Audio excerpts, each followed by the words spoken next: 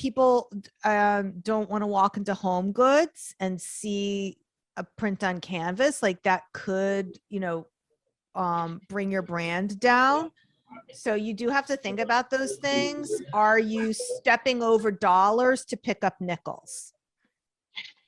So it's like, if you got to evaluate how much money is in this for me. Is this worth me giving up this? Not that you're giving it up, but cannibalizing a different income stream. Okay. And I just want to be very clear, because I don't want it to sound as if I'm contradicting myself.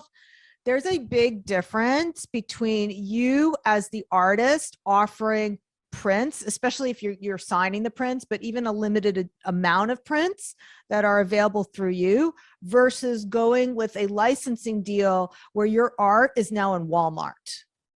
There's a big difference between those two things. So we're not talking about offering any prints. I mean, offering prints in general does not cannibalize your art, but there are situations where your art, mass produced, may cannibalize what you're trying to do, like creating a high-end brand.